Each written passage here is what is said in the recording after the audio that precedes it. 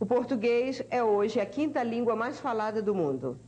É a língua oficial de Angola, Brasil, Cabo Verde, Guiné-Bissau, Moçambique, Portugal, São Tomé e Príncipe.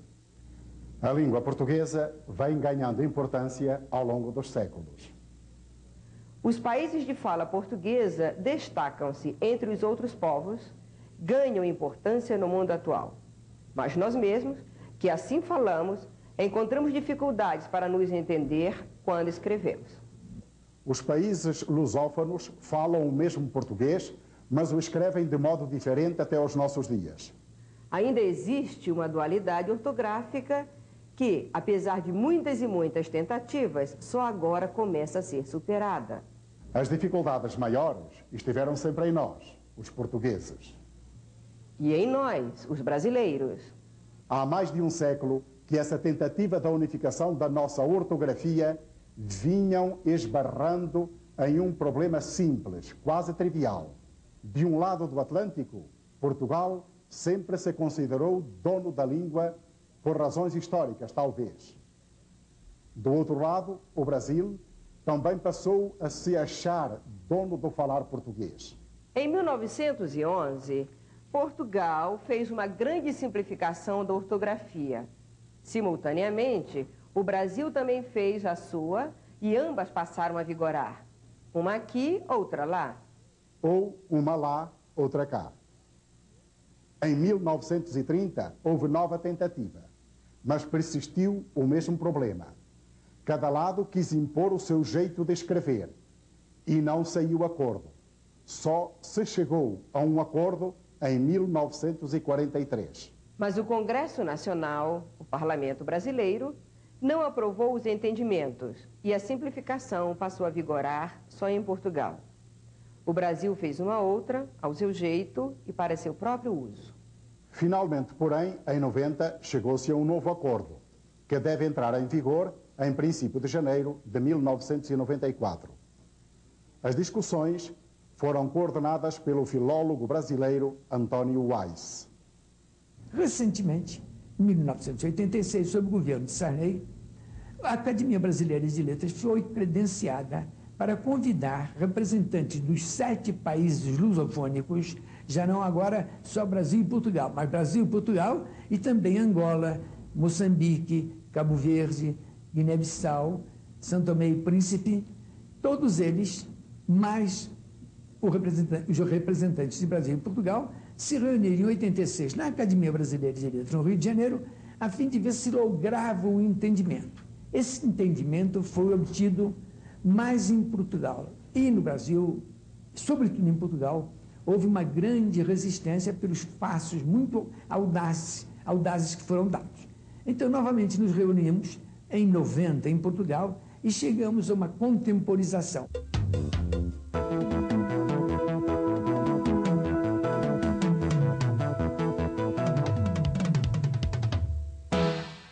Portugal tem se distanciado muito no vocalismo do que era a pronúncia portuguesa do século XVI, enquanto que o Brasil, nesse ponto, tem sido mais arcaizante.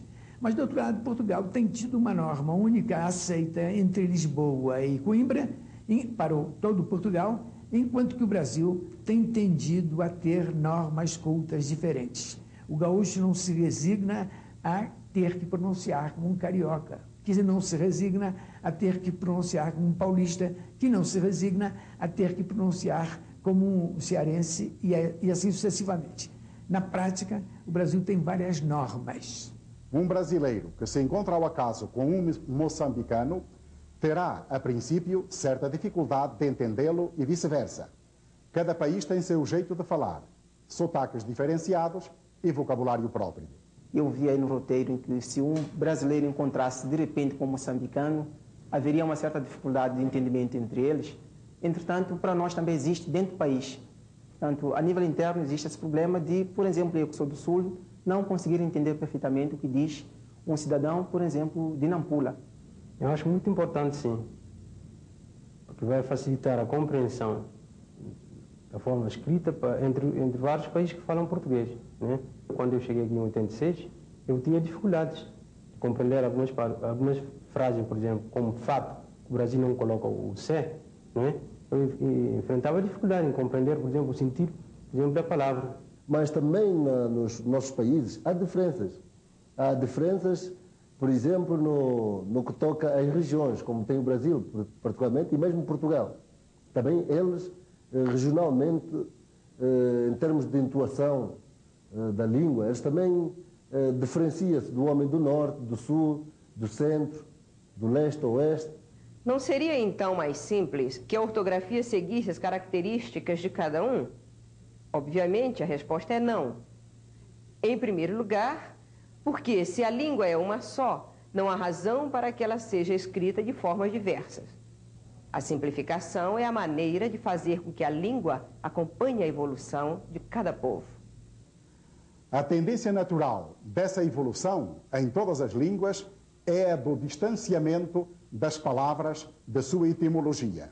No caso do português, a unificação é o ajuntamento das simplificações, de modo estudado e coerente, o que dá maior vigor a uma língua de cultura. Além do mais, a unificação tem algumas vantagens práticas. A primeira delas é a do uso do português em questões internacionais. Depara-se invariavelmente um problema diplomático. Qual a ortografia que deve ser usada num determinado documento?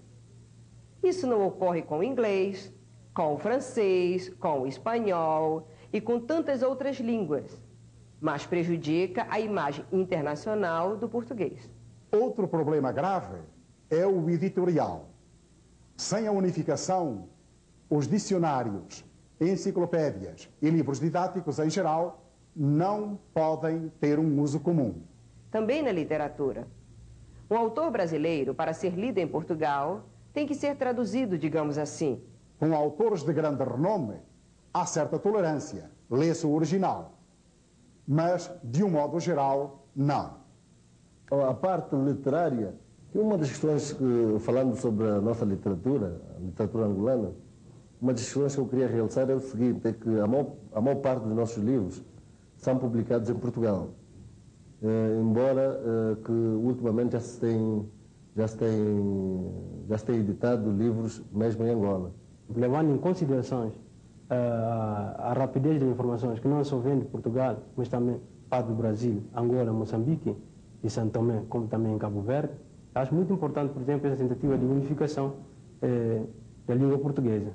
Isso vai influenciar, sobretudo, nas escolas, e as nossas crianças irão aprender a escrever já com o atual acordo ortográfico. A nova geração, sobretudo, poderá ter acesso à vasta gama de literatura que existe no Brasil, entendendo todo o seu potencial e também aproveitar melhor os recursos de Portugal nesse aspecto, unificando a ortografia e também, quem sabe, vai facilitar o intercâmbio acadêmico entre as futuras gerações, falando, escrevendo, aliás, escrevendo sobretudo da mesma forma. Mas, evidentemente, para eles é diabólico terem que consumir produtos da mesma língua em duas ortografias diferentes. Para eles, isso é infernal. Então, a posição dos 5 países africanos sempre foi harmonicamente clara. Nós queremos que vocês entrem num acordo, porque nós seremos beneficiados desse acordo.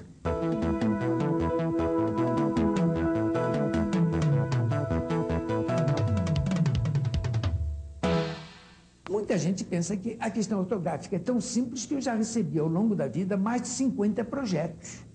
Cada fulano estudando um pouquinho a língua portuguesa diz, bom, ela é caótica na ortografia, eu posso fazer um projeto muito melhor. Eu tenho 50 projetos. A questão é que é tão difícil modificar um sistema ortográfico que o princípio que prevaleceu nas nossas discussões com os 7 países foi de que só mudaríamos aquilo que estivesse colidindo. O acordo firmado representa apenas 0,3% de modificação no Brasil. Em Portugal, é de 0,7%. É maior em Portugal por causa da simplificação das consoantes mudas. O documento assinado pelos 7 países lusófonos contém 21 bases. A primeira delas trata do alfabeto. A novidade é que o alfabeto volta a ter 26 letras. Voltamos a usar o K ou K, o W e o Y. Essas letras só serão empregadas, porém, em antropônimos ou antropónimos e topônimos ou topónimos, derivados de outras línguas, ou ainda em siglas, símbolos e unidades de medida. Outra base regula o uso do H inicial ou final, oficializando formas consagradas pelo uso. Fica oficializada também a diferença no emprego de certos grafemas consonânticos. É a distinção entre o CH e o X, o G e o J, o X, o Z e o S, e os grafemas do fonema C.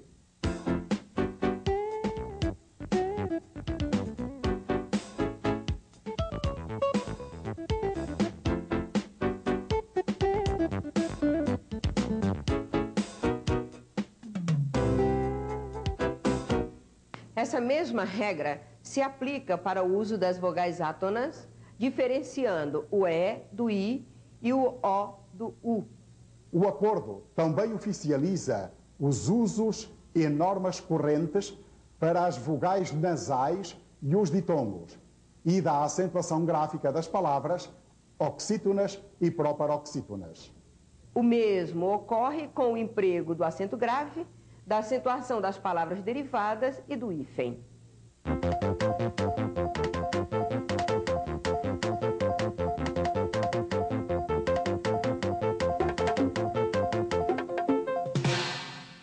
E ainda com o uso do apóstrofo, das maiúsculas e minúsculas, da divisão silábica e das assinaturas e firmas. Embora o acordo de unificação seja basicamente uma reafirmação de formas já vigentes, há nele mudanças consideráveis. São casos em que passam a vigorar formas ortográficas diferentes das que estão em uso atualmente.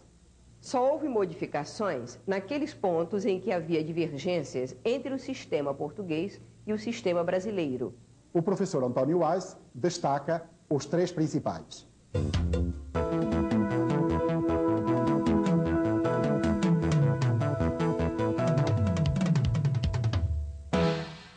Só modificamos nesse sistema de unificação aqueles pontos em que havia divergência entre o sistema português e o brasileiro. O primeiro ponto de divergência é realmente a questão da consoante muda, que em Portugal se escreve para fins de abrir o timbre por coerência. Como em ativo eles põem o C para dizerem ativo, em lugar de dizer ativo, eles põem esse C em ação, coerentemente, por serem corradicais, eles põem o C também. Em Portugal, eles escrevem ótimo com P, ainda que pronunciem ótimo, não dizem óptimo. Mas, para dizerem otimizar, eles têm que pôr o P. Ao porem otimizar o P para essa função de timbre, automaticamente eles levam o P para o cognato ótimo. Essa foi a regra impeditiva da unificação ortográfica durante muito tempo. Isto, no Brasil, seria absolutamente impossível. Tão impossível que foi, como negociador, a primeira e única proposição que disse que era absolutamente necessário para o Brasil, porque não haveria possibilidade de restaurar no Brasil um sistema em que essas consoantes mudas viessem a ser reescritas.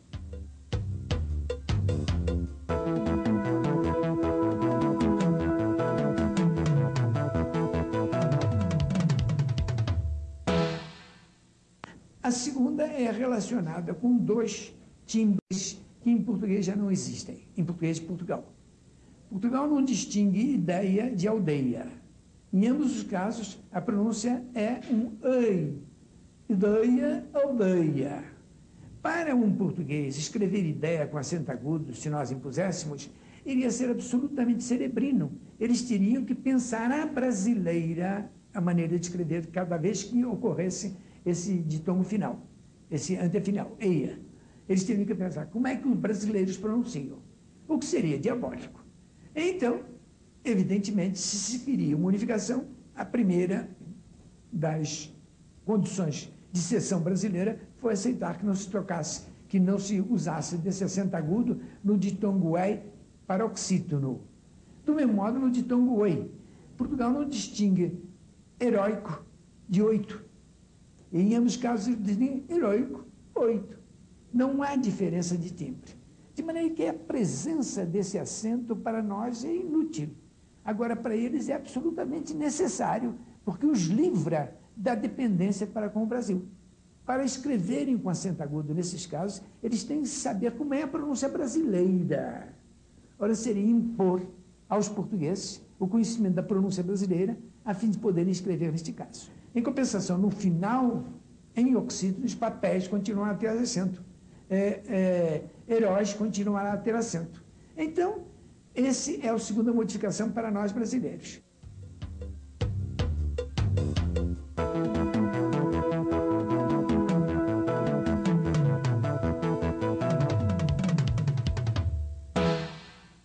A terceira, como sabemos, é a proscrição, o abandono do trema, que no Brasil é muito pouco usado e frequentemente mal usado, porque, primeiro, incide sobre um número muito pequeno de eruditismos. Raras são as palavras de uso popular em que o trema aparece. Um dos mais frequentes é frequente mesmo. Põe-se com frequência antiguidade quando é antiguidade. E com frequência não se põe antiquíssimo quando deveria ter. Quer dizer, é um pequenino luxo, um pequeno requinte, que não vai atrapalhar grandemente os usos da língua no Brasil. Este é o acordo de unificação ortográfica firmado pelos 7 países de língua portuguesa. É o primeiro passo. Um passo importante que abre o caminho para que, no futuro, novas simplificações venham a ser feitas quando necessárias, sempre aceitando discrepâncias. Haverá, é claro, resistências. As populações adultas não gostam de, digamos, aprender a escrever de novo. Há, porém, que se antever o futuro.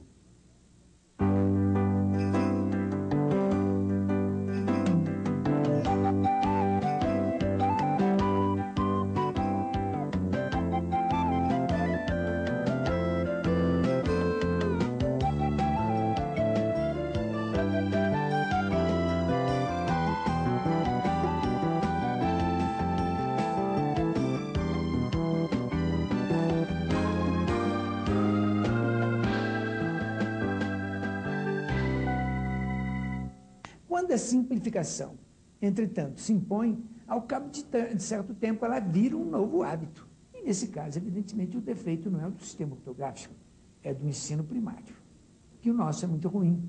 E, na medida em que for melhorando, o uso das palavras, dos cultismos necessários na expressão cotidiana, irá ser feito com mais conhecimento de causa. Quer dizer, não culpemos a ortografia de uma deficiência de ensino. A ortografia pode ser a melhor do mundo, mas o ensino sendo ruim, evidentemente ela não será bem manejada por ninguém.